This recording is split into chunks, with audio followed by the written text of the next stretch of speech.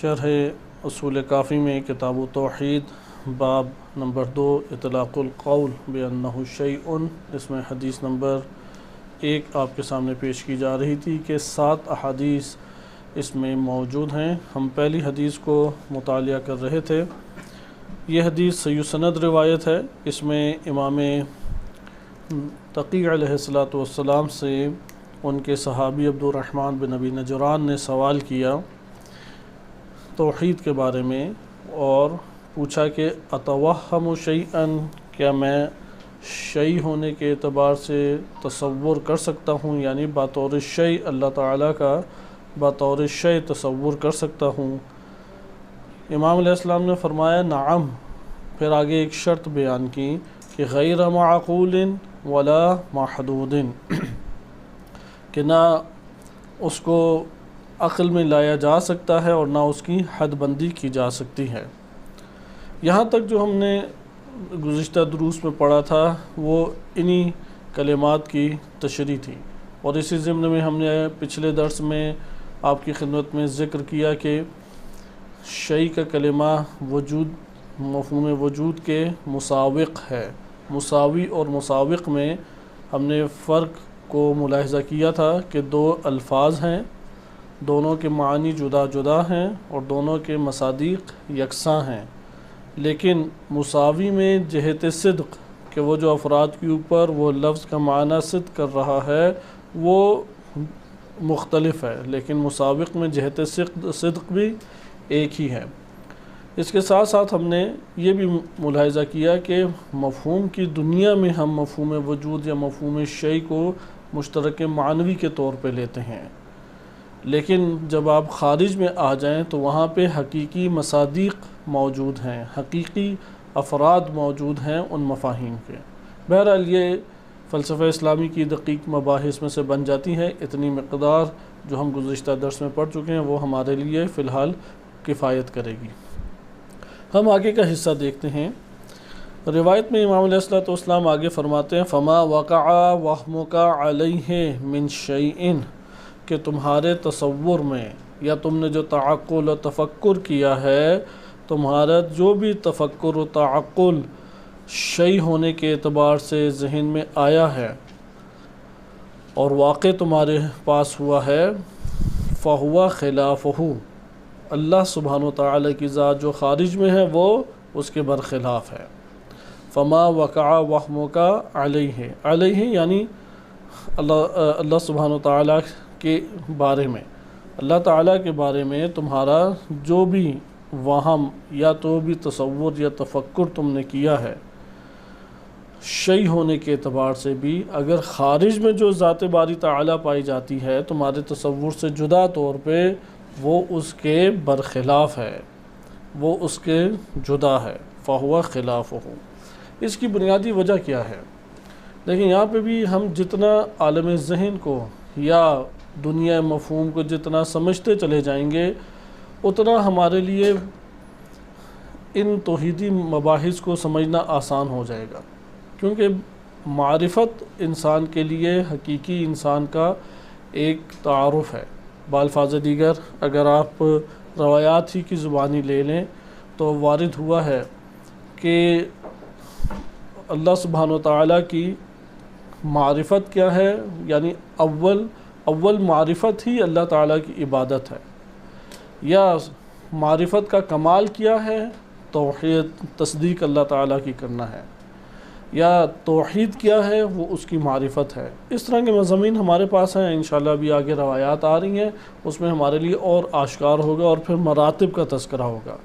ہم یہاں پہ اس کو اگر تھوڑا روایات اہل بیت علیہم السلام سے استفادہ کرتے ہوئے منظم طریقے سے بیان کرنا چاہیں تو کہہ سکتے ہیں کہ انسان کا اللہ تعالیٰ سے جو ربط ہے اس کے اپنے درجات ہیں، مدارج ہیں۔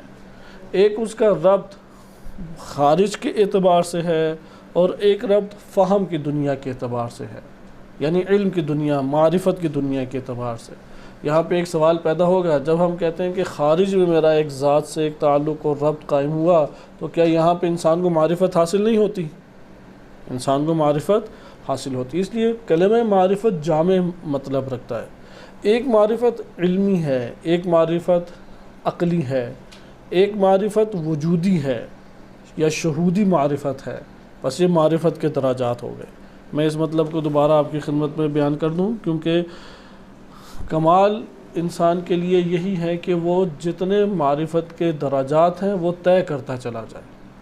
اگر اللہ تعالیٰ کی ذات لامحدود ہے تو اس کی معرفت بھی لامحدود ہوگی، کنہ معرفت حاصل کی ہی نہیں جا سکتی. اللہ تعالیٰ کی تمام معرفت حاصل نہیں کی جا سکتی. اس مطلب کو کیونکہ نیچے امام علیہ السلام نے اس مطلب کی پھر تشریح کی ہے کہ فما وقع وہمک علیہ غیر معقول ولا محدود. اللہ تعالیٰ کے لیے تمہارا جو تصور بھی بنے گا شیء ہونے کے اعتبار سے بھی، اگر خارج میں جو ذات پائی جاتی ہے تمہارے اس تصور سے باہر جو ذات باری تعالیٰ کی ذات موجود ہے وہ ذات اس کے برخلاف ہے. کیوں برخلاف ہے؟ اس میں اس کو سمجھنے کے لیے پہلا نقطہ آپ یہاں پہ یہ سمجھیں کہ ہم عادی زندگی میں بھی اس چیز کو دیکھتے ہیں کہ ہم لوگوں کے معرفت کے جو طریقے ہیں وہ مختلف ہیں. ایک حسی طریقہ ہے، حس کے ذریعے سے ہم بہت ساری چیزوں کو پہچانتے ہیں. مثلا یہ ٹھنڈا ہے یا گرم ہے، حس کے ذریعے سے جانا، نرم ہے یا سخت ہے، حس کے ذریعے سے جانا. بس حس کے ذریعے سے ہم بہت ساری امور کو کیا جانتے ہیں. اللہ تعالیٰ کی حسی معرفت نہیں ہو سکتی. سابقہ چیپٹر میں آپ پڑھ چکے ہیں کہ حس ان ظاہری خواص خمسہ 5 سینسز سے اللہ سبحانہ وتعالیٰ کو نہیں جانا جا سکتا یا دیکھا جا سکتا. آج ہم اگلے مرحلے میں. اگلا مرحلہ، اس دنیا میں بہت ساری چیزیں ہیں کہ جن کو ہم خیالی طور کے اوپر تصور کرتے ہیں.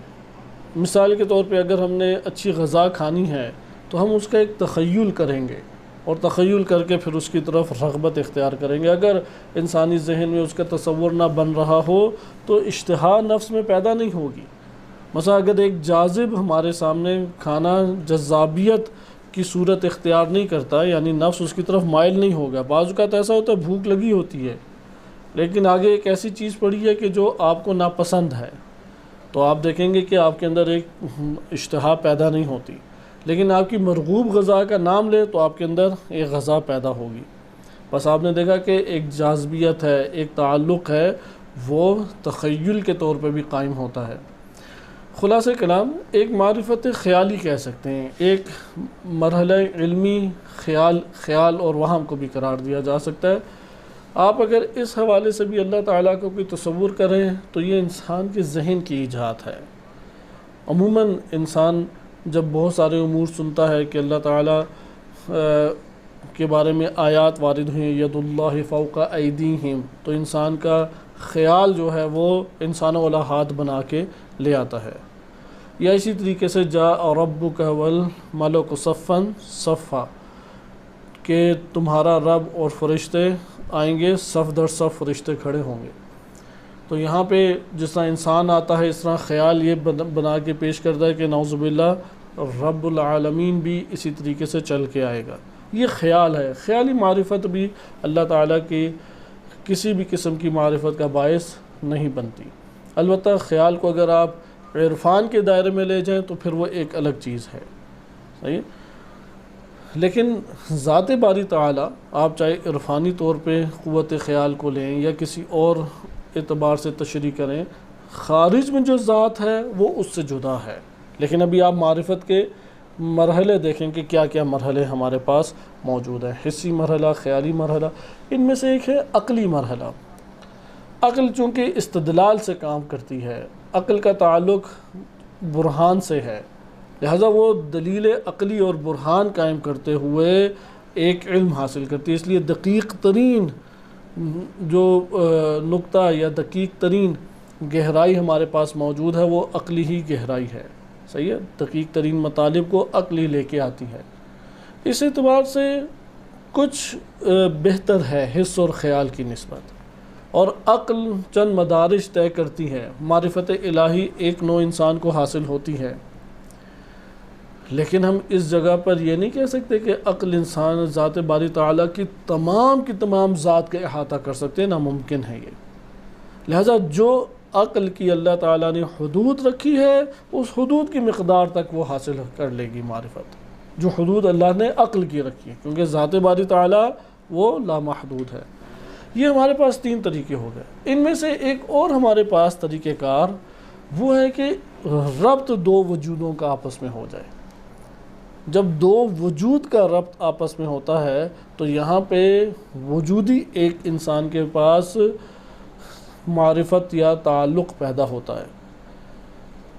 اب اس کی مثالیں ہمارے پاس متعدد ہو سکتی ہیں۔ خارج میں ہم اس طرح سے دیکھتے ہیں کہ خارج میں ایک چیز پڑی ہوئی ہے اور آپ نے اس سے ایک تعلق پیدا کیا ہے۔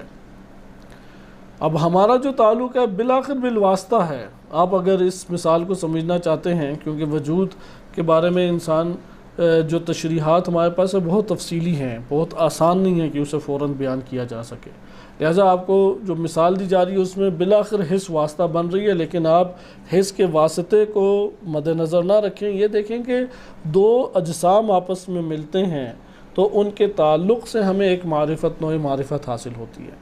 اب یہ مثال اللہ تعالیٰ پہ نعوذ باللہ فٹ نہیں کر رہی ہے، اللہ تعالیٰ کے لیے یہ مثال نہیں دی جا رہی، لیکن یہ بیان کیا جا رہا ہے کہ انسان کی معرفت کی اقسام میں سے ایک یہ ہے کہ اس کی ذات کا دوسری ذات سے جب تعلق ہوتا ہے تو اس تعلق کی بنیاد کے اوپر اس کو ایک نوع علم حاصل ہوتا ہے، معرفت حاصل ہوتی ہے۔ یہ بقیہ تمام اقسام معرفت سے بالا تر ہے۔ اگر اس کو ہم اصطلاحی دنیا میں بیان کریں تو اس طریقے سے کہہ سکتے ہیں، ایک ہمارے پاس ہے علم الیقین۔ علم الیقین وہی عقلی استدلال ہے، یہ پہلے بھی تکرار سے مطلب بیان کیا جا چکا ہے، لیکن فہم کے اعتبار سے ہمارے لیے بہت سارے پہلو کھول دیتا ہے۔ ایک ہے علم الیقین، اگر ہم اللہ تعالیٰ کے بارے میں عقلی استدلال اور براہین کے ذریعے سے اس بات کر لیں، ذات باری تعالیٰ کو ثابت کر لیں، صفات باری تعالیٰ کو ثابت کر لیں، افعال الہی کو ثابت کر لیں، یہ کیا ہمارے پاس مرحلہ طے ہو جائے گا؟ علم الیقین۔ یعنی ہم نے دور سے دیکھا کہ دھواں اٹھ رہا ہے، اس دھوئیں کی وجہ سے ہمیں پتہ لگ گیا کہ آگ لگی ہوئی ہے۔ اب آگ نظر نہیں آ رہی، ہمیں بھی عقلی براہین میں اللہ سبحانہ و تعالیٰ نظر نہیں آئے گا۔ عقل کی روح سے عقل ایک حد تک دیکھے گی، لیکن عقل کی دید کتنی ہے؟ سوال تو پیدا ہوگا نا۔ عقل نور ہے، اس نورانیت کی وجہ سے ذات باری تعالیٰ ہمارے لیے عیاں ہوگی، ظاہر ذات باری تعالیٰ ظاہر ہوگی، اللہ تعالیٰ کی ذات ہمارے لیے کشف ہوگی، لیکن کتنی مقدار تک؟ اس کی مقدار ہمارے پاس کتنی ہے؟ جتنی عقل کی دید ہے، جتنی عقل کے اندر قوت بصیرت ہے، دیکھنے کی قوت ہے، بصارت ہے اس کے پاس۔ اس لیے کہا جاتا ہے کہ صرف عقل کے اندر آپ کا مقید کر دینا ایک امر کو کہ فقط و فقط الہی معرفت عقل ہی سے حاصل ہوگی، اس کے علاوہ حاصل نہیں ہو سکتی، یہ بات غلط ہے۔ بہرحال علم الیقین یعنی استدلالی طور پہ، براہین کے طور پہ آپ نے توحید سے آشنائی حاصل کر لی، لیکن مقدار کیا ہوگی؟ اس کو میں اس لیے بار بار تکرار کروں کہ ہمارے ہاں عقلی معرفت کے حوالے سے روایات کثیر ہیں، لیکن اسے یہ نہ سمجھا جائے کیونکہ عقل یہ آنکھیں نہیں ہے، عقل حس نہیں ہے، عقل خیال نہیں ہے، عقل وہم نہیں ہے، عقل خود اللہ تعالیٰ نے حجت قرار دی ہے۔ اللہ سبحانہ و تعالیٰ نے حیوان اور انسان میں نقطہ امتیاز اور جدائی وہ عقل کو قرار دیا ہے، لیکن عقل کی حدود تو ہیں، ان حدود سے آگے عقل نہیں جا سکتی۔ جیسا انسان کی آنکھوں سے دیکھنے کی ایک حد ہے، اسی طرح عقل سے دیکھنے کی بھی حد ہے، یعنی عقل کے ذریعے سے اللہ تعالیٰ انسان کو دکھائی دے گا، لیکن کتنی مقدار دکھائی دے گی؟ وہ مقدار جتنی عقل کے پاس قوت موجود ہے، بس اسی قوت کے مطابق عقل دیکھ پائے گی، اس سے زیادہ عقل آگے نہیں جا سکتی۔ علم الیقین۔ اس کے بعد ہمارے پاس آ جاتا ہے حق الیقین۔ حق الیقین کے بارے میں کہتے ہیں کہ اس کی مثال ایسی ہے کہ آپ نے دیکھا کہ دھواں اٹھ رہا ہے، آگ لگی ہوئی ہے، گئے قریب، اب آپ نے آنکھوں سے دیکھا کہ آگ ایک چیز کو جلا رہی ہے اور جلاتے ہوئے دھواں اٹھ رہا ہے، یہ حق الیقین ہے۔ یہاں پہ بھی عقل ہی ہے، لیکن اب ترقی یافتہ عقل ہے، اس نے کچھ کشف بھی کیا ہے۔ ممکن ہے کہ آپ یہ کہہ سکتے ہیں کہ کشف و شہود کا ایک مرحلہ اب طے ہو رہا ہے۔ حق الیقین، علم الیقین تو استدلالی اور برہانی دنیا ہے، لیکن حق الیقین باہر آ جاتا ہے، یعنی اب عقلی مرتبے پہ جو ثابت کیا تھا اس کو مشاہدہ انسان کر رہا ہے، یہ قلبی مشاہدہ ہے۔ ذات انسان کو اللہ تعالیٰ نے یہ وسعت دی ہے کہ اس سے وسیع ترین چیز اللہ تعالیٰ نے خلق نہیں کی جو وسعت انسان کے نفس کی ہے۔ یعنی آپ جسم مادی اجسام کے حجم کو نہ دیکھیں، اگر مادی اجسام کے حجم کو دیکھیں تو کرۂ ارض کی کوئی قیمت نہیں ہے، یہ تو زمین کل کی کل کچھ بھی حیثیت نہیں رکھتی، سورج کے سامنے ایک نقطہ ہے اور سورج اپنے سے اوپر والے سیاروں کے سامنے ایک چھوٹا سا ڈاٹ ہے، چھوٹا سا نقطہ، یعنی ریت کے سمندر میں سے ایک ذرہ وہ سورج ہے۔ اور اگر کہکشاؤں کے ساتھ ہماری کہکشاں کا مقایسہ کیا جائے تو ریت کے سمندر کے عدد کے مطابق جو اللہ تعالیٰ نے کہکشائیں بنائی ہیں اس میں ہماری کہکشاں ایک چھوٹا سا ذرہ ہے۔ یہ تو اجسام کی صورت میں غائب ہو جائے انسان، اجسام کی صورت میں وسعت کی بات نہیں ہے، حقیقت انسان نفس ناطقہ کے اعتبار سے وسیع ترین خلقت اللہ تعالیٰ کی کیا ہے؟ وہ انسان ہے، لہٰذا یہ انسان احاطہ کرتا ہے۔ بس حق الیقین آپ نے دیکھا کہ قریب انسان چلا جاتا ہے، اب دیکھ رہا ہے کہ آگ جلا رہی ہے، یہاں پر بھی علمی صورت ہی ہے لیکن اب مشاہدے کی صورت میں آ رہا ہے، یہ مشاہدے قلبی ہے، وہ دیکھ رہے کہ یہ عمل اللہ تعالیٰ انجام دے رہا ہے، یہ سورج جو نکل رہا ہے یہ اللہ کی ذات نکال رہی ہے، یہ غروب جو ہو رہا ہے اللہ کی ذات ہے کہ جو غروب کر رہی ہے، یہ زمین جو اپنے محور اور مدار میں گردش کر رہی ہے اللہ کی ذات ہے کہ جو گردش کرا رہی ہے، یہ جو بہار آ رہی ہے، خزاں آ رہی ہے، یہ جو فیصلے لہا رہی ہیں، پانی کا بہاؤ ہمارے سامنے ہے، وسیع و عریض سمندر موجود ہیں، لقدق صحرا ہمارے سامنے موجود ہیں، یہ سارے کے سارے اللہ سبحانہ وتعالیٰ کا فعل ہے، وہ دیکھ رہے ہیں۔ یہ جو انسان کا مشاہدہ ہے یہ مشاہدہ قلبی ہے، یہ حق الیقین ہے۔ لہذا حق الیقین کے مرتبے پر فائز ہونے کے لیے صفات باری تعالیٰ اسماء و صفات سے تعلق پیدا کرنا پڑے گا۔ اس کو کہتے ہیں کہ 4 سفر ملا صدر رحمۃ اللہ علیہ نے ذکر کیے ہیں، من الخلق الی الحق، یہ تو وہی علم الیقین ہو گیا، آپ مخلوق سے سفر کر کے پہنچ گئے حق تعالیٰ تک۔ دوسرا سفر یہ ہے من الحق الی الحق، اب اللہ تعالیٰ ہی کی جانب سے اللہ تعالیٰ تک پہنچے، اس کو کہتے ہیں اسماء و صفات کا سفر، اللہ تعالیٰ کے اسماء و صفات کے ساتھ ایسا تعلق قائم کرنا کہ ان کے ذریعے سے اللہ کی معرفت حاصل ہونے لگ جائے، کیونکہ پہلے آپ نے مخلوق کے ذریعے سے اللہ کی معرفت حاصل کی، یہ کیا ہو گیا؟ علم الیقین۔ اب آپ مخلوق کے ذریعے سے اللہ کی معرفت حاصل نہیں کر رہے، اب کس کے ذریعے سے حاصل کر رہے ہیں؟ خود اللہ تعالیٰ کے اسماء و صفات کے ذریعے سے اللہ کی معرفت حاصل کر رہے ہیں۔ اسماء و صفات بہت ایک لذت بخش اور انتہائی ذوق سے بھرپور ایک مرحلہ ہے۔ اگر انسان اس مرحلے میں، کیونکہ جو ہستیاں پہنچیں ان کے بیانات سے جدا ہیں، ہم تو ایک لفاظی کی صورت میں بیان کر سکتے ہیں کیونکہ کسی مرتبے اور مرحلے اور مقام تک رسائی حاصل نہیں ہے، لہذا جو علماء نے ذکر کیا ہے اس کے مطابق جو اسماء و صفات کا مرحلہ ہے ہر انسان کچھ حد تک تو اس کا احساس کرتا ہے۔ مثلا گناہ گار توبہ کی لذت سے آشنا ہے، وہ تواب الرحیم اللہ تعالیٰ کو پاتا ہے، قابل التوب اللہ تعالیٰ کو پاتا ہے۔ اسماء و صفات سے تعلق، دعائے جوشن کبیر آپ پڑھتے ہیں، اسماء و صفات سے تعلق ہے، دعائے حمزہ شمالی اسماء و صفات سے تعلق ہے، دعائے کمیل ایک عشقیہ دعا ہے، عاشقانہ دعا ہے، محبوب کے سامنے کس طریقے سے محبوب کو پکارا جائے، دعائے کمیل ہمیں یہ سلیقہ سکھاتی ہے۔ لیکن آپ دعائے جوشن کبیر کی طرف آ جائیں، وہ اسماء و صفات کا ایک سمندر ہے، اور اس میں چونکہ 1001 کلمات ہیں، علامہ حسن زادہ عاملی رحمۃ اللہ علیہ نے اپنی کتابوں کے نام بھی یہی رکھے ہیں، صحیح ہے کہ 1001 کلمات، 1001 جملہ، 1001 نقطہ، اس کی وجہ دعائے جوشن کبیر ہے۔ خلاصہ کلام حق یقین اسماء و صفات تک جب آپ ربط قائم کرتے ہیں تو یہاں پہ اب مشاہدہ انسان کر رہا ہے، یہ مشاہدہ قلبی انسان کے لیے بہت جاذب ہے۔ آپ کو یہ ایک صفت اللہ تعالیٰ کی لیں اور اس پہ دقت کرنا شروع کریں، مثلا رحمت الہی، آپ کہیں گے کہ جہان رحمت الہی میں ڈوبا ہوا ہے، میری زندگی رحمت الہی میں ڈوبی ہوئی ہے، مصیبتیں ہیں وہ بھی رحمت الہی ہیں، اگر نعمتیں ہیں وہ بھی رحمت الہی ہیں، کوئی شے رحمت الہی سے باہر نہیں ہے۔ آپ دوسری طرف آ جائیں، اللہ تعالیٰ کو خالق ہونے کے اعتبار سے دیکھیں گے، آپ کہیں گے کہ کائنات خلقت الہی کا عظیم شاہکار ہے، وہ باکمال اور عظیم شاہکار ہے کہ اس جیسا اصلاً ممکن ہی نہیں ہے کہ کوئی اور اس کی مثل لا سکے۔ آپ اللہ تعالیٰ کے رب ہونے کو دیکھیں، ربوبیت کے اعتبار سے آپ حیران پریشان رہ جائیں گے۔ لہٰذا یہ حق تعالیٰ کے یہ حق الیقین ہے کہ اللہ سبحانہ وتعالیٰ کو آپ دیکھ رہے ہیں کہ وہ فعل انجام دے رہا ہے، صفت کو ظاہر ہوتے ہوئے اللہ تعالیٰ کی دیکھ رہے ہیں۔ تیسرا ہمارے پاس ہے عین الیقین۔ آپ آگے بڑھے، آگ کو جا کے ہاتھ لگا لیا۔ اب جب آپ نے ہاتھ لگایا تو جو آپ کو معرفت حاصل ہوگی وہ بقیہ دو سے جدا ہے یا نہیں؟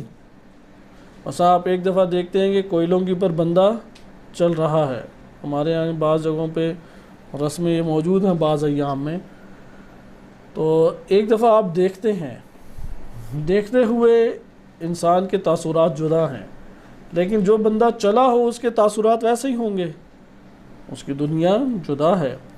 لہذا جس نے اس سے تعلق قائم کیا ہے اور تعلق قائم ہونے کے بعد اس کو اس گرمائش کی یا حرارت کا علم ہوا ہے، اس کو کیا آپ نام دیتے ہیں؟ عین الیقین۔ انسان اس دنیا میں عین الیقین کے مرتبے کے اوپر فائز ہوتا ہے، وہ ذات باری تعالیٰ کے ساتھ ایک وجودی ربط قائم کرتا ہے، جیسا کہ بعض ہمارے دعاؤں میں اور بعض احادیث میں بھی اس کی طرف اشارہ موجود ہے۔ عین الیقین، مثلا جہنم ہے، لَتَرَوُنَّهَا عین الیقین، اسی جہنم کو پھر کس طرح دیکھے گا انسان؟ عین یقین کے طور پہ دیکھ۔ جہنم کے ساتھ ربط کون سا ہے؟ عین الیقین کا۔ بالفاظ دیگر ہم جس طرح سے ایک عرفانی درس عرفانی میں بعض نکات بزرگان کے باقول اور انہی کی زبانی پڑھ چکے ہیں، بہشت کا بہشتی میں ہونا، جہنم کا جہنمی میں ہونا، ان تین تعبیرات میں سے یہاں پہ جو جنت اور جہنم سے ربط بن رہا ہے وہ کون سا ربط ہے؟ کیا محسوس ہوتا ہے آپ کو؟ یہ ربط کون سا ہے؟ بہشت اور بہشتی کا تعلق، جہنم اور جہنمی کا تعلق، وہ علم الیقین ہے، حق الیقین ہے یا عین الیقین ہے؟ کیا آپ کو احساس ہوتا ہے؟ یعنی یہ جو موجودہ آپ کے سامنے تشریح پیش کی کہ ہم اس سے انشاءاللہ تعالیٰ آگے مطالب کو حل کریں گے، آپ کی کیا محسوس ہوتا ہے جنت اور جنتی کا جو تعلق ہے آپس میں، جہنمی اور جہنم کا جو تعلق ہے وہ علم الیقین کا ہے یا حق الیقین کا ہے یا عین الیقین کا ہے؟ مرنے کے بعد، بالخصوص مرنے کے بعد، مرنے سے پہلے آپ کہہ سکتے ہیں علم الیقین، کہ واضح قرآن نے بیان کیا ہے کہ علم الیقین کا سورہ تکاثر میں مرحلہ ہے، اور اس کے بعد پھر عین الیقین کا تذکرہ کیا ہے۔ تو یہاں پہ سوال پیدا ہوتا ہے، مرنے کے بعد انسان کا جنت سے تعلق، جنتی کا جنت سے تعلق، جہنمی کا جہنم سے تعلق، یہ کون سا تعلق ہے؟ ان تینوں سے کون سا محسوس ہوتا ہے؟ بالفاظ دیگر معدے میں جو کچھ ہے، معدے اور اس کا آپس میں کون سا تعلق ہے؟ نہیں، علم الیقین کا تعلق ہے، معدہ کوئی عقل سے جان رہا ہے کہ یہ کیا میرے اندر پڑا ہوا ہے، یا دور سے مشاہدہ کر رہا ہے، یا ایک دوسرے سے ضم ہے۔ ہاں، جنت اور جنتی کا تعلق عین الیقین کا تعلق ہے، جہنم اور جہنمی کا تعلق عین الیقین کا تعلق ہے، اور ایک اس سے بھی آگے کا مرحلہ ہے برد الیقین، کہ جیسے علامہ حسن زادہ عاملی رحمۃ اللہ علیہ نے فرمایا ہے، وہ کیا ہے کہ پوری آگ، سراپا آگ بن جانا۔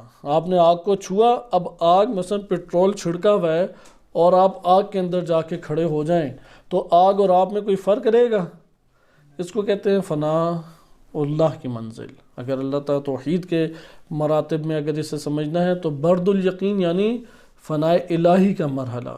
فنائے الہی بھی پھر تین طرح کی ہے، جیسے کہ حکیم سبزواری رحمۃ اللہ علیہ نے دعائے جوشن کبیر کی شرح کی ہے، اس شرح میں اس طرف اشارہ کیا ہے، اور دروس میں اساتذہ بھی اس طرف اشارہ کرتے ہیں کہ تین طرح کا فنا ہے۔ ایک ہے افعال الہی میں فنا ہونا، فنا ہونا افعال الہی میں، یعنی اتنا غور و فکر آپ نے کیا، اتنا ذات کا ربط فعل الہی سے قائم کیا کہ اس میں فنا ہو گئے۔ دوسرا ہمارے پاس مرحلہ آتا ہے صفات باری تعالیٰ اسماء و صفات میں فنا ہو جانا. تیسرا ہے ذات الہی میں فنا ہو جانا. لہذا فنا کے بھی 3 مرحلے. لیکن یہ جو فنا کے مرحلے میں نے آپ کی خدمت میں ذکر کیے، بالخصوص عین الیقین و برد الیقین، یہ دونوں ربط وجودی ہیں یا نہیں؟ کیونکہ علم الیقین اور حق الیقین میں آپ آگ سے تعلق پیدا کر پائے تھے یا مشاہدے کا آگ سے تعلق تھا، لیکن ان 2 تعلق میں عین الیقین و برد الیقین میں آپ ان 2 تعلق سے بھی بڑھ گئے. یہاں پہ اب آپ آئیں اپنی اس حدیث میں. امام فرماتے ہیں فما وقع وہمک علیہ من شیء فہو خلافہ. وہم عقل کا مرحلہ ہے، یہ علم الیقین کی بات ہے. جب آپ علم الیقین کے مرحلے میں ایک شے حاصل کر رہے ہیں تو ذات آپ سے اس مرحلے کے اعتبار سے کیا ہے؟ آپ کو جدا نظر آئے گی، کیونکہ آپ اس سے علمی مرحلہ تھا، یعنی آپ دھوئیں کو دیکھ کے آگ تک پہنچ رہے ہیں اور ایک علمی معرفت حاصل کر رہے ہیں. اس کی بھی قیمت کم نہیں ہے، یہ بھی انسان کو بہت اجاگر کرتی، آگے تک پہنچاتی ہے، لیکن اس کے اوپر اکتفا کرنا کافی نہیں ہے، اس تک رک جانا صحیح نہیں ہے. بہرحال یہاں پہ جو حدیث میں بیان کیا جا رہا ہے، اگر ہم اپنے ایک اور سوال کے ذریعے سے اسے جاننا چاہیں تو کہہ سکتے ہیں کہ اس سوال کے اندر جو امام علیہ السلام نے بیان کیا ہے، ان 4 میں سے کس مرحلے کو امام ذکر کر رہے ہیں؟ علم الیقین، حق الیقین، عین الیقین یا برد الیقین؟ ان 4 میں سے کون سا مرحلہ ذکر کر رہے ہیں؟ علم الیقین کا مرحلہ ذکر کر رہے ہیں. علم الیقین کے مرحلے میں آپ علمی مشاہدہ کر رہے ہیں، آپ عقلی مشاہدہ کر رہے ہیں، آپ ایک تفکر کا مشاہدہ کر رہے ہیں، جبکہ ذات آپ کے وجود سے خارج ہے. اسی لیے امام نے فرمایا کہ فما وقع وہمک علیہ من شیء، کوئی بھی تصور تم اللہ کے بارے میں ذہن میں لے آؤ، وہ عقلی تصور ہو، وہمی ہو، خیالی ہو، جو بھی تصور لے کے آؤ گے، فہو خلافہ، اس کی ذات اس سے جدا ہے. اس کی ذات خارج میں جو موجود ذات ہے تم اس کا احاطہ ہی نہیں کر سکتے، وہ اس سے جدا ہے، اس کی طرف اشارہ کر رہی ہے. یہ تصور، یہ تمہارا عقلی تصور اس کے بارے میں کچھ خبر تمہیں دے رہا ہے. آگے امام فرماتے ہیں لا یشبہہ شیء، اللہ کی مانند تو مشابہ کوئی شے ہے ہی نہیں، اللہ سے مشابہ کوئی شے نہیں ہوتی. شبہ کا کلمہ جو ہے یہاں پہ بیان کرنے کے قابل ہے کہ شبہ کسے کہتے ہیں. مثل، مثل اور اسی طرح مثال، یہ کلمات بھی استعمال ہوتے ہیں. اور ایک ہے مشابہت اور شبہ. شبہ کہتے ہیں کہ 2 ذوات ہیں، دونوں جدا جدا ہیں لیکن ایک جیسی ہیں، باہم ہیں، مساوی نظر آتی ہیں انسان کو. صحیح ہے؟ ہم لغت کے ابھی معنی میں نہیں داخل ہوتے کہ درس کا وقت ہمارے دائرے سے باہر ہو جائے گا، لہٰذا اس مقام پہ صرف اتنا ہی سمجھیں کہ مشابہت میں 2 ذوات ہوتی ہیں، ایک ذات نہیں. ایک ذات ہو تو کوئی شباہت ہی نہیں ہے. 2 ذوات ہیں اور دونوں میں ایک خصوصیت پائی جاتی ہے اور اس خصوصیت کی بنیاد پہ شباہت ہے. صحیح ہے؟ اس ممکن ہے کہ عام اجسام دیکھیں شکل و صورت کے اعتبار سے، ممکن ہے کہ جنس کے اعتبار سے ایک جیسے ہیں، ممکن ہے اور اس طرح کی دیگر خصوصیات اس میں شباہت پائی جاتی ہے. اللہ تعالیٰ کی شے اس سے مشابہ کائنات میں کوئی شے ہے ہی نہیں. جب کوئی شے ہے ہی نہیں تو پھر کس طریقے سے اس کو ہم ذہن میں لے کے آ سکتے ہیں؟ لہذا امام فرماتے ہیں لا یشبہہ شیء، کوئی شے اس کے مشابہ نہیں ہے. ولا تدرکہ الاوہام، ادراک اور احاطہ، ادراک یعنی علمی احاطہ. ادراک کا مطلب ہوتا ہے خیالی، وہمی یا علمی فکری احاطہ شے کا کرنا. مثلا آپ سورج کا احاطہ علمی کر سکتے ہیں یا نہیں؟ ادھر سورج کے بارے میں معلومات حاصل کر کے کر سکتے ہیں. انسان کا علمی احاطہ کر سکتے ہیں یا نہیں؟ کر سکتے ہیں. ہم ادھر کہیں گے کہ تدرکہ الاوہام، اس انسان کو عقل نے درک کیا، عقل نے احاطہ کر لیا. یہاں پہ روایت میں امام فرما رہے ہیں لا تدرکہ الاوہام، کیونکہ عقل جب بھی احاطہ کرے گی تو شے کی حدود، ذاتی حدود کو دیکھ کے. حد کا کلمہ اردو میں ایک مشابہت پیدا کر دیتا ہے جو عربی میں استعمال ہوتا ہے. ہم اردو میں حد باؤنڈری کو کہتے ہیں، اگرچہ عربی میں بھی کہتے ہیں باؤنڈری کو، لیکن ادھر باؤنڈری جسمانی مراد نہیں ہے. کیونکہ جب ہم باؤنڈری لائن کہتے ہیں یا حد کہتے ہیں تو فوراً کسی جسم کا تصور ہمارے ذہن میں آتا ہے، ایسا ہے یا نہیں؟ فوراً ایک جسم کا تصور آئے گا. لیکن جب اس جگہ پہ کہا جاتا ہے کہ ولا حد محدود، اس کے لیے کوئی محدود حد بندی والی حد موجود نہیں ہے اللہ تعالیٰ کے لیے، تو ادھر حد سے کیا مراد ہے؟ حد سے کوئی باؤنڈری لائن تو مادی ہے ہی نہیں، کیونکہ ہم نے تو پہلے بیان کیا کہ مادی نہیں ہے اللہ تعالیٰ کی ذات، انسانی روح بھی مادی نہیں ہے، دیگر چیزیں بھی مادی نہیں ہیں۔ ادھر حد سے مراد یہ ہے کہ عقل جو ہے وہ روح جن غیر مادی اجزاء سے ترکیب پائی ہوئی ہے، ان ترکیب پانے والے اجزاء تک پہنچ کا ہونا، یہ کہتے ہیں کہ حد کا پتہ لگ جانا، یعنی ان اصلی عناصر کا اور اصلی اجزاء کا پتہ لگ جانا جس سے ایک ذات وجود میں آئی ہے۔ اللہ تعالیٰ کے علاوہ ہر ذات کی کوئی نہ کوئی حد ہے، حتیٰ کہ اللہ کے بعد سب سے وسیع ترین ذات نبی صلی اللہ علیہ وسلم و امام علی علیہ السلام، ائمہ اطہار علیہ السلام، انبیاء علیہ السلام کی ہے، سب سے وسیع ترین ذات۔ لیکن ان ذوات کی بھی حد ہے، اللہ تعالیٰ کی کوئی حد نہیں، کیونکہ اللہ سبحانہ و تعالیٰ کسی جگہ پر بھی کوئی ایسا عنصر نہیں ہے کہ جو اس کی حد بندی کر سکے، یہ اجازت نہیں دے رہی کہ اس جگہ کو گرفت میں لے کے آئیں۔ اللہ تعالیٰ کی ذات لا محدود ہے۔ اب یہاں پہ وہ اللہ تعالیٰ کی ذات کا مشاہدہ کس طریقے سے کرے گا؟ یعنی عقل کیسے پکڑ سکتی ہے اللہ تعالیٰ کی ذات کو جبکہ وہ لامحدود اور عقل محدود ہے؟ جس طرح آپ کی آنکھ وہ سمندر کی وسعتوں کا احاطہ نہیں کر سکتی، کیونکہ اس کی وسعتیں آنکھ کی دید سے بالاتر ہیں، وسیعتر ہیں۔ اسی طریقے سے ذات باری تعالیٰ عقل کی دید سے بالاتر و وسیعتر ہے۔ عقل اپنے دائرے میں رہتے ہوئے مشاہدہ کر سکتی ہے، لیکن اس کے مشاہدے کا دائرہ اتنا ہی ہوگا کہ جتنی عقل کے پاس قوت موجود ہے۔ اس لیے یہاں پہ امام نے فرماتے ہیں وَلَا تُدْرِكُهُ الْأَوْهَامُ، احاطہ، ادراک اور نظر میں فرق کیا گیا، رؤیت میں فرق کیا گیا ہے۔ ادراک کہتے ہیں کہ پورا کا پورا احاطہ کرنا ذات کا، اگر ذات کا پورا احاطہ کے تو کہتے ہیں کہ درک کر لیا، اور اگر کچھ مشاہدہ کیا ہے، کچھ مقدار کا مشاہدہ کیا، اسے کہتے ہیں رؤیت۔ لہذا لا تدرکہ الاوہام کے ذات باری تعالیٰ کا احاطہ ممکن نہیں۔ پھر امام خود ایک تعجبیہ جملہ بول رہے ہیں، خود تعجب کرتے ہوئے بیان فرما رہے ہیں کیف تدرکہ الاوہام وہو خلاف ما یعقل، کہ کیسے اس کے عقل ادراک کر سکتی ہیں جبکہ آپ پھر ذہنی تصور کرتے ہیں اچھا اس سے بھی بالا تر ہے، آپ ایک اور عدد لے کے آتے ہیں، وہ کہتے ہیں نہیں جو خرچ ہو رہا ہے وہ اس سے بھی بالا تر ہے۔ اب آپ کہیں گے کہ یار میرے حساب کتاب اور میری عقلی ذہنی حدود جواب دے گئی ہیں، اس سے بھی بالا تر تو مجھے نہیں پھر سمجھ آتا۔ یہی حقیقت ہے کہ اب آئے آپ اس مطلب پہ اکبر ان یوصف، جو اللہ کی حمد و ثنا، تعریف، صفت کا بیان جو بھی بیان کیا جائے، اللہ نے جو بیان کیا وہ کیا ہے؟ کم ہے، اور جو حقیقت ہے وہ اس سے وسیع ہے۔ لہذا یہ یہاں پہ آپ دیکھیں وَهُوَ خِلَافُ مَا يُعْقَلُ خِلَافُ مَا يُتَصَوَّرُ فِي الْأَوْهَامِ، اوہام میں جو تصور تم کرتے ہو، تم اپنی عقلوں میں جو تصور ابھارتے ہو، جو بھی تصور کر لو، اللہ سبحانہ وتعالیٰ اس سے بالاتر و وسیعتر ہے۔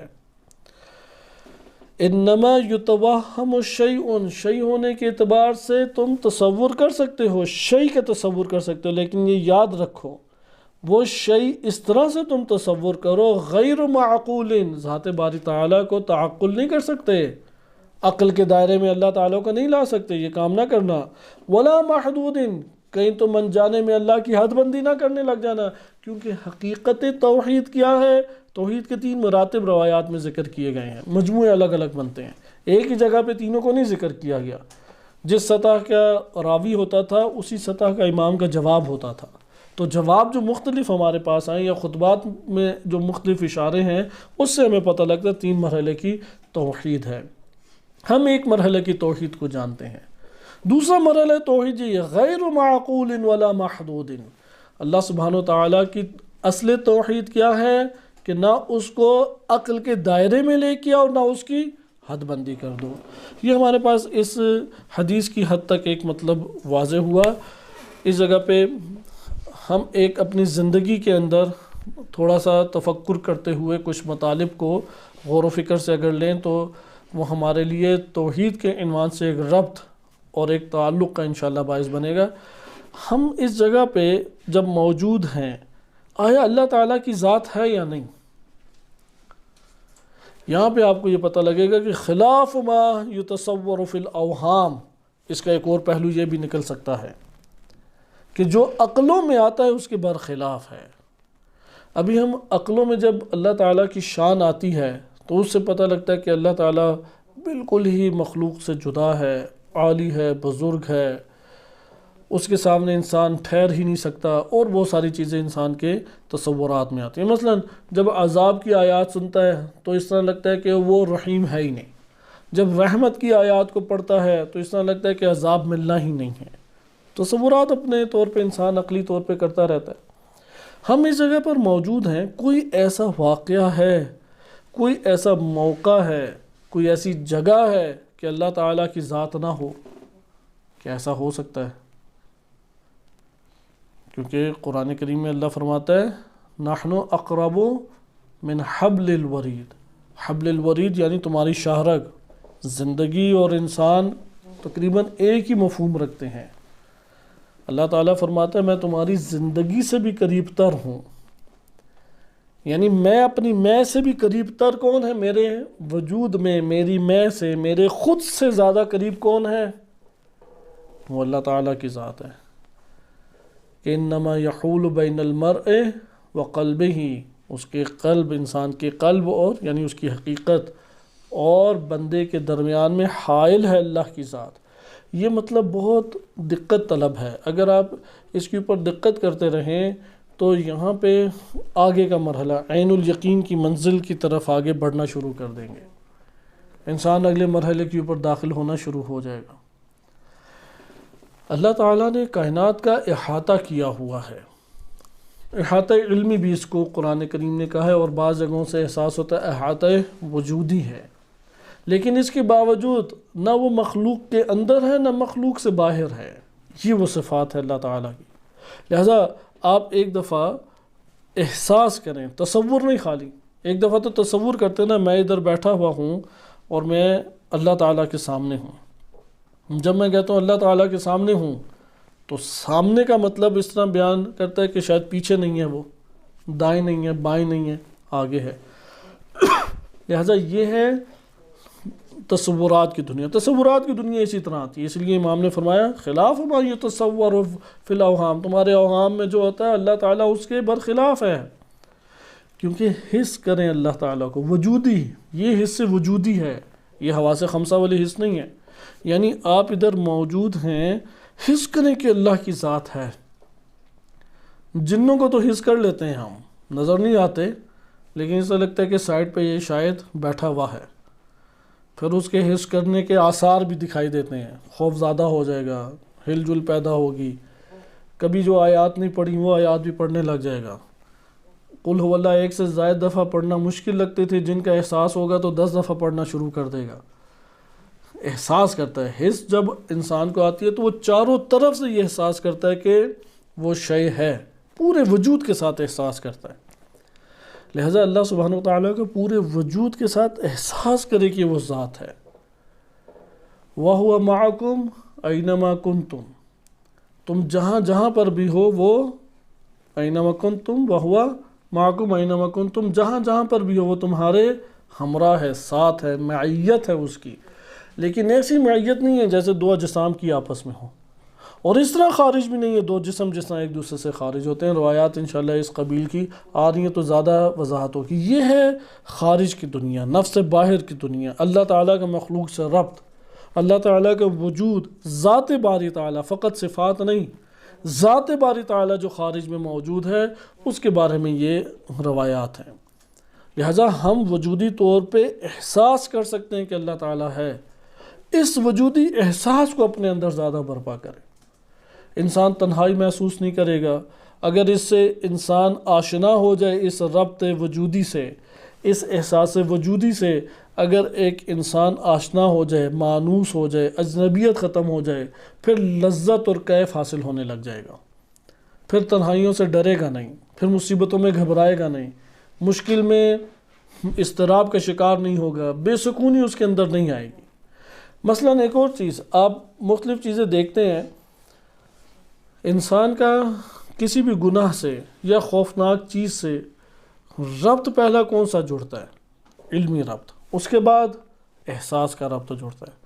وہ احساس کرتا ہے کہ یہ مجھ کو مثلا مار دے گا، یہ احساس کرتا ہے مجھے نقصان پہنچا دے گا، یہ احساس اس کے اندر ایک عجیب خوف برپا کرتا ہے۔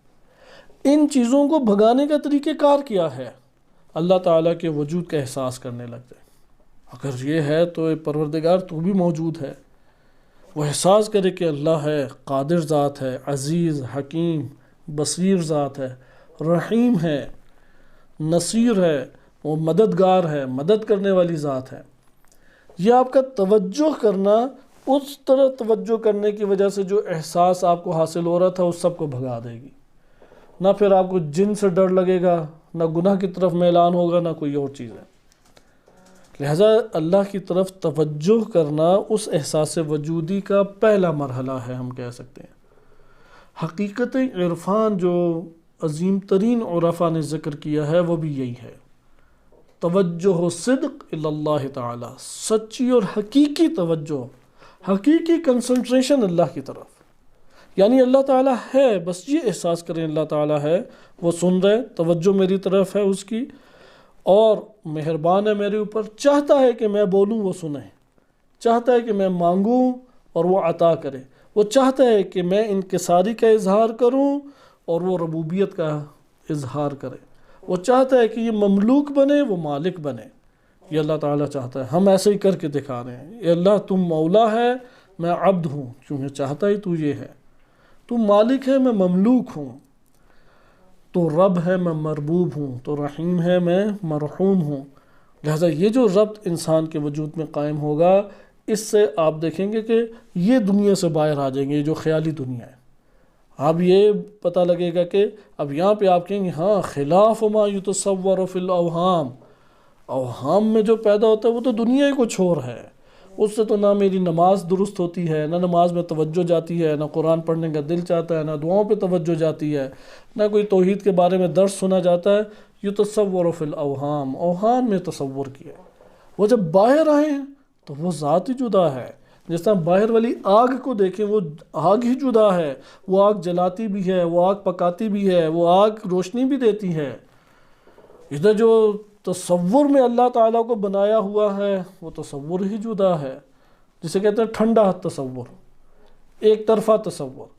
جب سے ذات باری تعالیٰ کامل ذات ہے، خارج میں بھرپور ذات ہے، قوت کا منبع، رحمتوں کا منبع، طاقت کا منبع، علم کا خزانہ، سب سرچشمے اس سے بہہ رہے ہیں، اس لیے اس میں فرق آ جائے گا۔ یہاں پہ یہ ہماری گفتگو ایک حد تک ختم ہوئی۔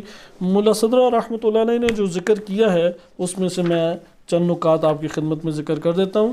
البتہ جو ملا صدرہ رحمۃ اللہ علیہ بیان کرنا چاہتے ہیں اگلے درس کے انشاءاللہ تعالی یا اس سے اگلی حدیث میں اور اس سے اگلی حدیث کے ضمن میں اسے ہم پڑھیں گے۔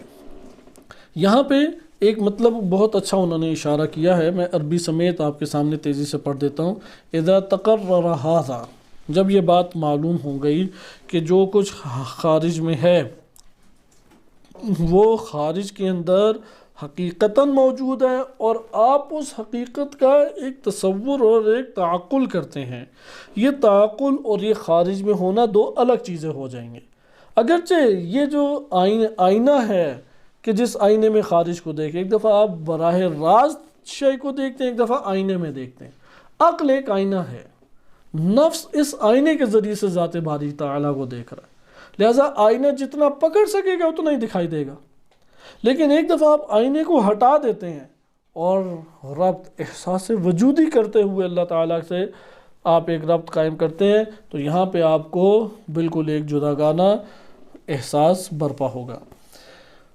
اذا تقرر هذا فاعلم ان جماعة من المتکلمین، متکلمین کی ایک جماعت ہے، ذهبوا الى مجرد التعطیل، وہ تعطیل کی طرف گئی ہے۔ تعطیل یعنی اللہ کی اصل معرفت حاصل ہو ہی نہیں سکتی۔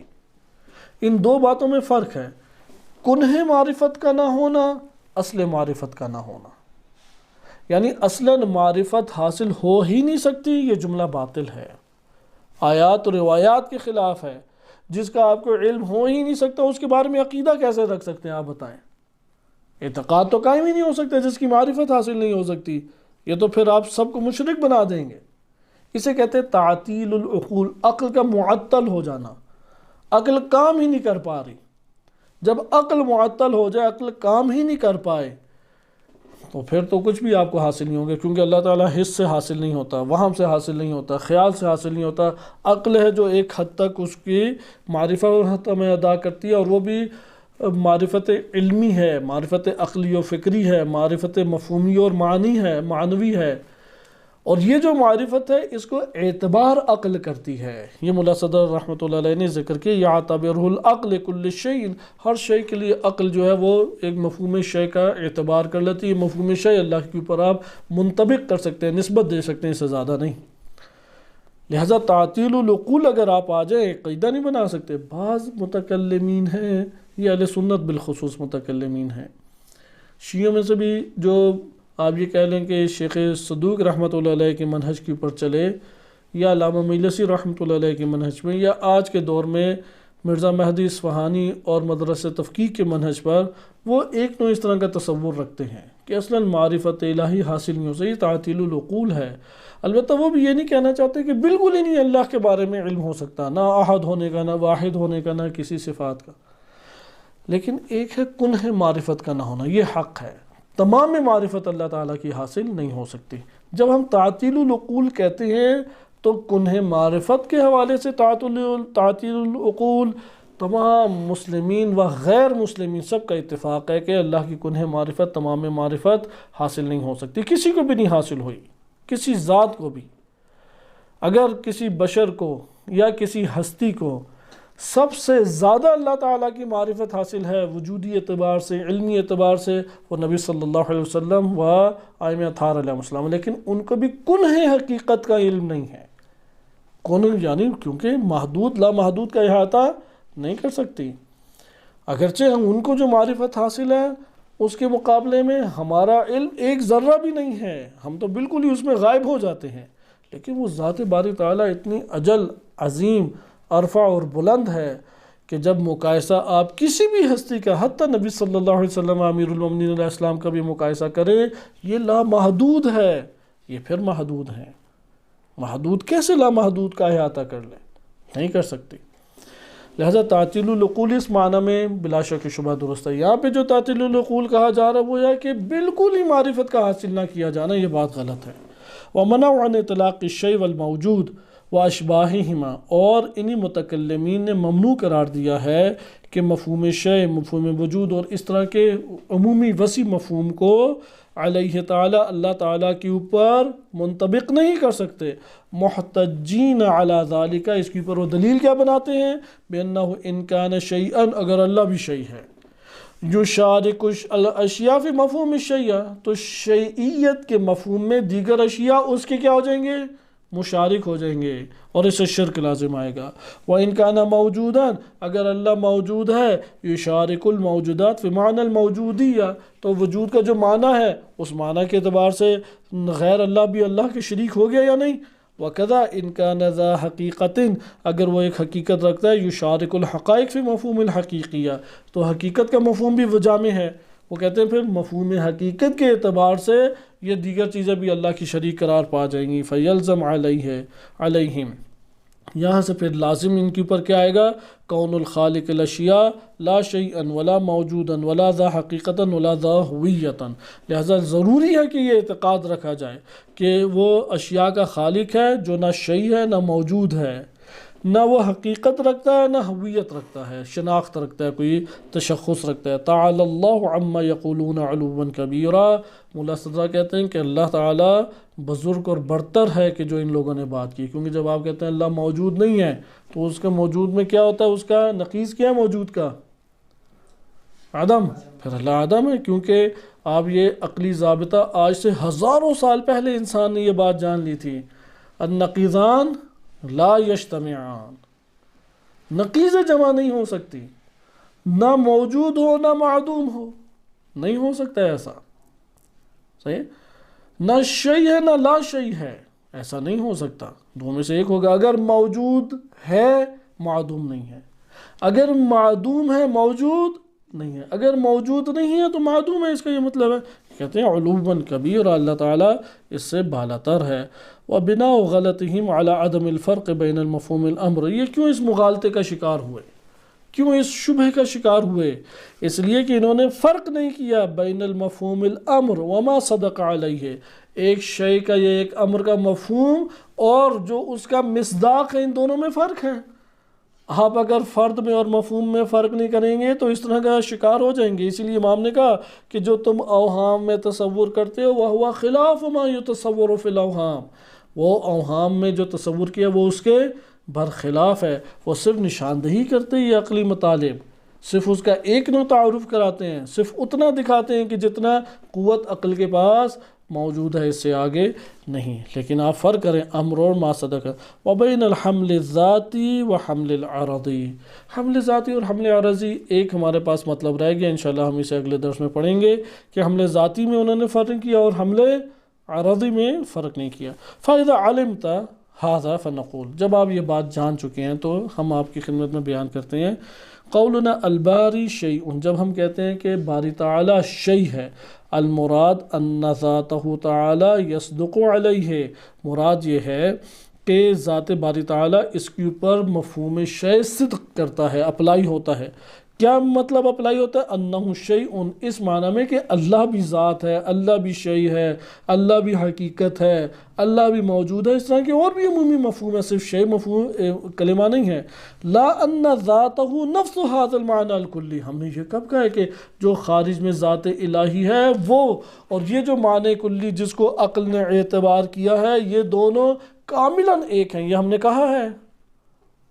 اگر ہم یہ کہیں تو اعتراض پیدا ہوتا ہے، لیکن ہم یہ کہیں گے مفہوم شیء اللہ کے اوپر صدق کرتا ہے، یہ نسبت اللہ کی طرف دے سکتے ہیں، مفہوم وجود اللہ پہ صدق کرتا ہے، یہ نسبت دے سکتے ہیں۔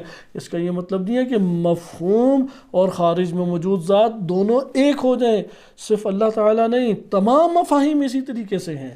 مفہوم آگ اور جو حقیقت میں آگ ہے دونوں ایک نہیں ہیں، ذات آگ جدا ہے، مفہوم آگ اس اعتبار سے جدا ہے، ہاں نقطہ مشترک بھی ان میں پایا جاتا ہے۔ اسی طریقے سے آگے ذکر کرتے ہیں الذی ہوا من اجل البدیہیات، یہ معنی کلی جو شیء کا ہے وہ واضح ترین بدیہیات میں سے، وعر و تصورات اور واضح آشکار جانا پہچانے تصورات میں سے۔ کیفہ وذاتہ غیر حاصل فی عقل، کیسے ممکن ہے کہ مفہوم اور اس کی ذات ایک ہو جائے جبکہ عقل میں جو کچھ حاصل ہوتا ہے اس کی ذات جدا ہے، اس کی ذات اور عقل سے حاصل ہونے والی شے جدا ہے۔ یعنی دھواں دیکھ کے آگ کو پتہ لگا رہے ہیں اور آگ کو جا کے چھوا، دونوں میں کوئی فرق نہیں ہے، زمین آسمان کا فرق ہے، وہ نہیں حاصل ہو سکتا، کیونکہ جو آپ دھواں دیکھ کے تصور کر رہے ہیں وہ آگ آپ کے ذہن میں آگ نہیں لگا رہی، یہ جس کو آپ نے جا کے چھو لیا وہ تو آگ آپ کو پکڑ کے جلا رہی ہے۔ ولا وہم، اسی طرح وہم میں جو حاصل ہوتا ہے وہ جدا ہے اور ذات باری جدا ہے۔ وہذا المفہوم، یہ مفہوم ہے، ونظائرہ اوائل البدیہیات، اور اول بدیہیات میں سے یہ مفاہیم ہے۔ ولہذا لما سأل ابن ابی نجران ابا جعفر، امام تقی علیہ السلام سے جب ابن ابی نجران نے سوال کیا اتوہم شیئا، کہ میں شیء کا تصور کر سکتا ہوں یعنی تعقل کر سکتا ہوں، تو اے حل توہم البادیہ شیء من الاشیاء، کہ میں دیگر اشیاء میں سے شیء کے طور پہ اس کا تصور کر سکتا ہوں۔